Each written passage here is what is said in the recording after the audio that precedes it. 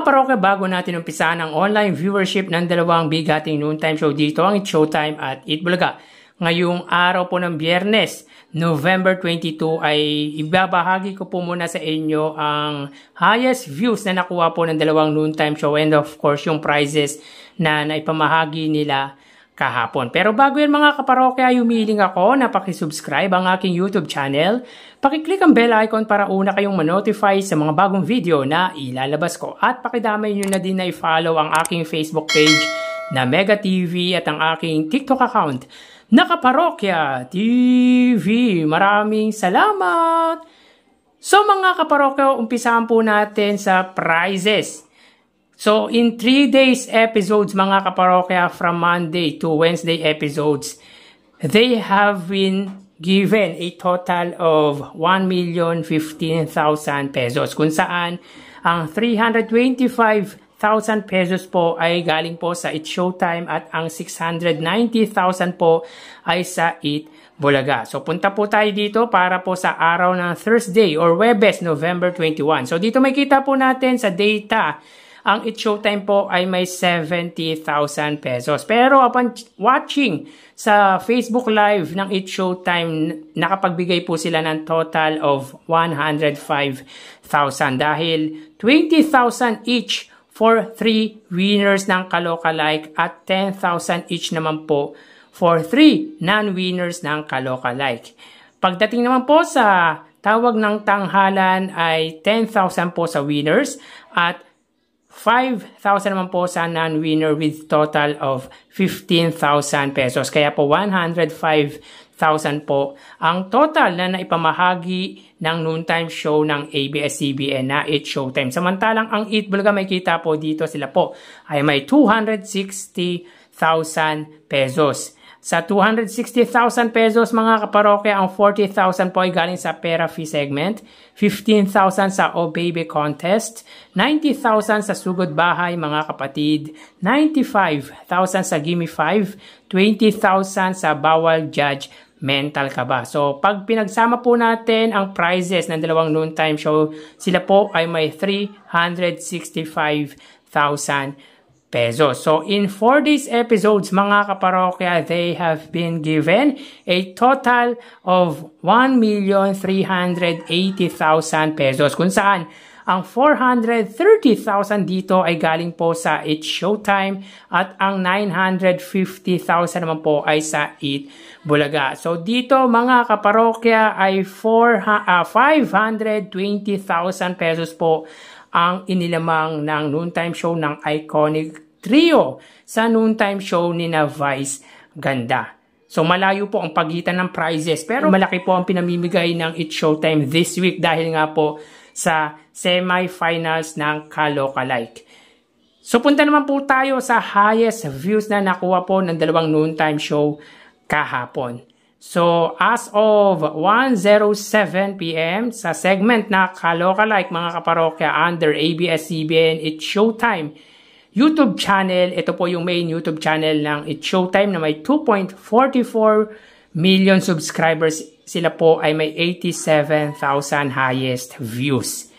Para naman po sa Eat Bulaga, as of 1:53 PM sa segment na Gimme 5 under Eat Bulaga TVJ YouTube channel na may 1.16 million subscribers, sila po ay may 88,000 highest views. So dito mga kaparokya, dikit po ang labanan nila pagdating sa highest viewership kung saan lumamang po dito ng 1,000 views ang noontime show ng iconic trio. So dito ay angat po ang Eat Bulaga. So, mga kaparokya, dito ay na-meet naman po ng Eat Bulaga ang kanilang average daily views na 80,000. Samantalang sa It's Showtime naman po mga kaparokya, hindi po nila nakuha or na-meet ang target number of views or yung average daily views nila na 100,000. Huli, nung makuha nila ang 100,000 noong magpasikat week. Samantalang ang Eat Bulaga ay consistent sa 80,000 or more than 88,000 po ang viewers na nakukuha nila huli nitong nagdaang Webes kung saan nakakuha lamang sila ng 71,000 viewers. So tara ating alamin ang online viewership ng dalawang bigating noontime show. Para Para sa Eat Bulaga under TVJ Facebook page na may 2.7 million followers at sa It's Showtime naman po na may 18 million followers.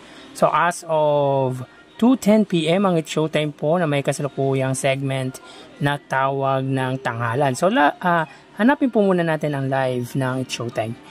Para naman po sa Eat Bulaga na may segment na bawal judge, mental kaba. So dito mga kaparokya, makikita po natin na ang It's Showtime po ay may 3,300 live viewers.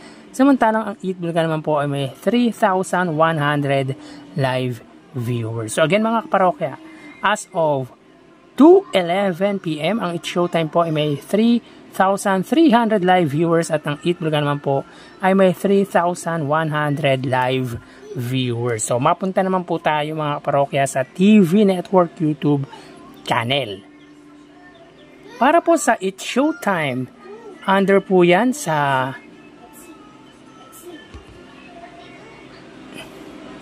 GMA Network YouTube channel na may kasalukuyang subscribers na 37.1 million at ang Eat Bulaga naman po under TV5 Philippines na may kasalukuyang subscribers na 2.12 million subscribers. So as of 2:12 PM ang It's Showtime po, sila po ay may 24,000 viewers. Under po yan mga kaparokya sa GMA Network.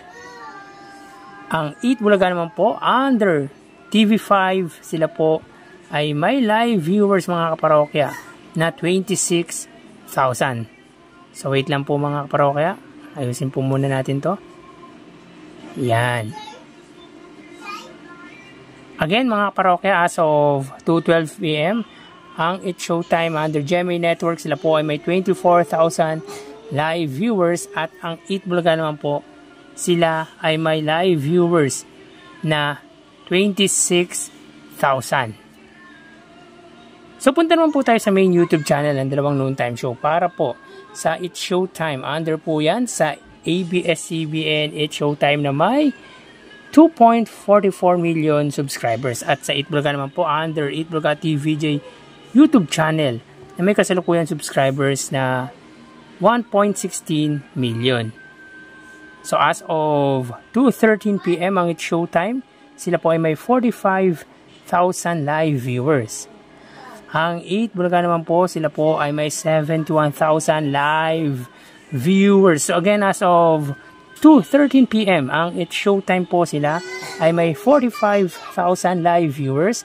At ang Eat Bulaga naman po, sila po ay may 70,000 live viewers. So bali, ang total na nakuha ng Dalawang Noontime Show ay...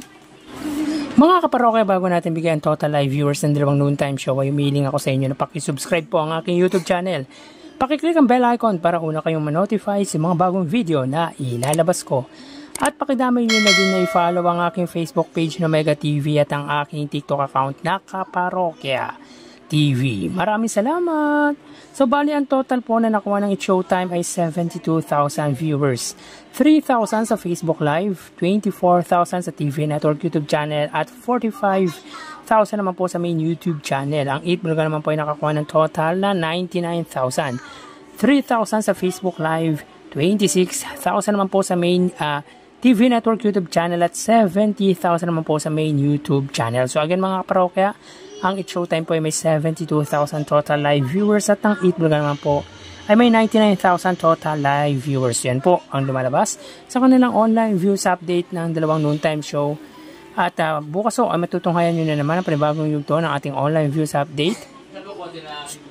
So yan po lumalabas sa kanilang online viewership as of 2:15 PM. At bukas ay matutunghayan nyo na naman ang panibagong yugto ng ating online views update ng Dalawang Noontime Show. Magpapaalam na po ako sa inyo mga kaparokya. Magsiingat po tayo. Thank you and God bless.